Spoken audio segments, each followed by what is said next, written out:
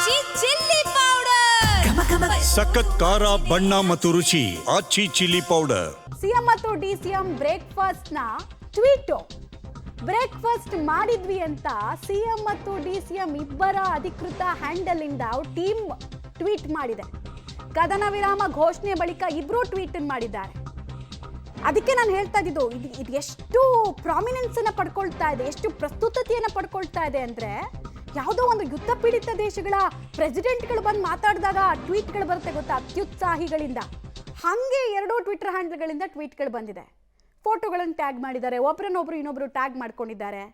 ಯಾಕೆ ಟ್ವೀಟ್ ಅಂತ ನಾವು ಉಲ್ಲೇಖಿಸ್ತಾ ಇದ್ದೀವಿ ಅಂದರೆ, ಇದೇ ಟ್ವೀಟ್ ವಾರು ಇಬ್ಬರ ನಡುವಿನ ಮುಸುಕಿನ ಗುದ್ದಾಟ ಬಹಿರಂಗ ಆಗೋ ರೀತಿ ಆಗಿದ್ದು. ಒಬ್ಬರು ವರ್ಡ್ ಅಂತಾರೆ, ಇನ್ನೊಬ್ಬರು ಕೊಟ್ಟ ಮಾತಿನ ಪ್ರಕಾರ ನಡ್ಕೊಳ್ಳಿ ಅಂತಾರೆ, ಇನ್ನೊಬ್ಬರು ಈ ಮಾತು ಅಂತಾರೆ. ಸೊ ಅದೇ ಟ್ವಿಟರ್ ಹ್ಯಾಂಡ್ಲ್ಗಳಿಂದ ಹೊರಬಿದ್ದಿರುವಂತಹ ಟ್ವೀಟ್ ಈಗ ಪ್ರಸ್ತುತತೆಯನ್ನು ಪಡ್ಕೊಳ್ತಾ ಇದೆ.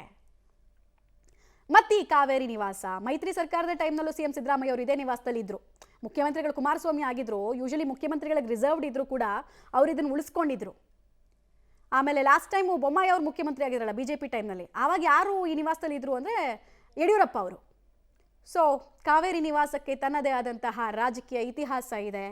ಇಲ್ಲಿ 4 ಗೋಡೆಗಳ ಮಧ್ಯೆ ನಡೆದಂತಹ ಮೀಟಿಂಗ್ನ ಔಟ್ಕಮ್ ತಾತ್ಕಾಲಿಕ ಪ್ಯಾಚ್ ವರ್ಕ್ಗೆ ಸೀಮಿತ ಆಗ್ತಾ ಇದೆ. ಡೀಟೇಲ್ಸ್ ಕೊಡ್ತಾರೆ ರವೀಶ್. ಇಬ್ರು ಕೂಡ ಇನ್ನೂ ಮಾತುಕತೆ ನಡೆಸಿ ಒಂದೇ ಮನೇಲಿ ಇರಬೇಕಾದ್ರೇನೆ ಇಬ್ಬರ ಟ್ವಿಟರ್ ಹ್ಯಾಂಡ್ಲ್ಗಳಿಂದ ಟ್ವೀಟ್ಗಳ ಆಚೆ ಬರುತ್ತೆ ಅಂದರೆ, ಈ ಮೀಟಿಂಗ್ಗೆ ಇರುವಂತಹ ಪ್ರಸ್ತುತತೆ ಮತ್ತು ಎಷ್ಟೊಂದು ಅತ್ಯುತ್ಸಾಹ ಅನ್ನೋದನ್ನು ತೋರಿಸ್ತಾ ಇದೆ.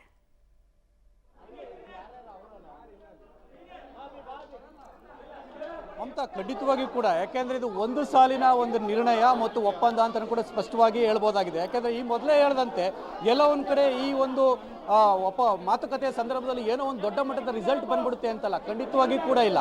ಈಗ ಆಗ್ತಾ ಇರ್ತಕ್ಕಂಥ ಬೆಳವಣಿಗೆಗಳು ಮತ್ತೆ ಆ ಒಂದು ರೀತಿಯಲ್ಲಿ ಬೆಂಕಿಯನ್ನು ಹೊತ್ಕೊಂಡಿತ್ತು, ಅದನ್ನು ಆರಿಸುವಂತಹ ಪ್ರಯತ್ನವನ್ನ ಕಾಂಗ್ರೆಸ್ನ ಹೈಕಮಾಂಡ್ ಮಾಡಿದೆ. ಈ ಹಿನ್ನೆಲೆಯಲ್ಲಿ ಎಲ್ಲ ಒಂದ್ ಕಡೆ ಇವತ್ತಿನ ಮಾತುಕತೆಯ ಸಂದರ್ಭದಲ್ಲೂ ಕೂಡ ಹೈಕಮಾಂಡ್ ನಿರ್ಧಾರಕ್ಕೆ ನಾವು ಬದ್ಧರಾಗಿರಬೇಕು, ಹಾಗಾಗಿ ಹೈಕಮಾಂಡ್ ಹೇಳ್ದಂತೆ ನಾವು ಹೋಗೋಣ ಅನ್ನೋ ಮಾತುಗಳನ್ನು ಕೂಡ ಸ್ಪಷ್ಟವಾಗಿ ಹೇಳಿದ್ದಾರೆ. ಹಾಗಾಗಿ ಇವತ್ತಿನ ಒಂದು ಸುದ್ದಿಗೋಷ್ಠಿಯ ಸಂದರ್ಭದಲ್ಲೂ ಕೂಡ ಅದೇ ನಿಲುವನ್ನು ಪ್ರದರ್ಶನ ಮಾಡೋರಿದ್ದಾರೆ. ಅಂದ್ರೆ ಯಾರು ಏನು ಮಾತಾಡುವಂತಿಲ್ಲ ಇನ್ನು ಮುಂದೆ.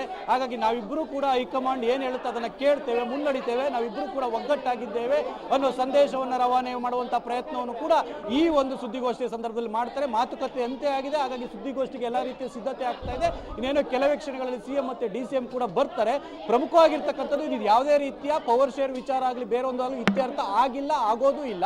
ಆದ್ರೆ ನಾವು ಹೈಕಮಾಂಡ್ ಏನ್ ಹೇಳುತ್ತೆ ಅಂದ್ರೆ ಅದು ನನ್ನ ಪರ ಬರಲಿ ಅಥವಾ ನಿಮ್ಮ ಪರ ಬರಲಿ, ಅದಕ್ಕೆ ನಾವು ಭದ್ರಾಗಿರಬೇಕು ಅನ್ನೋದಷ್ಟೇ ಇವತ್ತಿನ ಸಭೆಯ ಒನ್ಲೈನ್ ಅಜೆಂಡಾ ಆಗಿದೆ.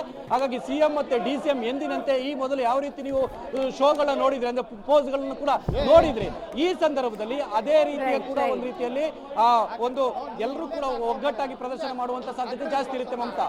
ರೈಟ್. ಹಾಗೆ ಸಂಪರ್ಕದಲ್ಲಿ ರವೀಶ್ ವಾಪಸ್ ಬಂದೆ.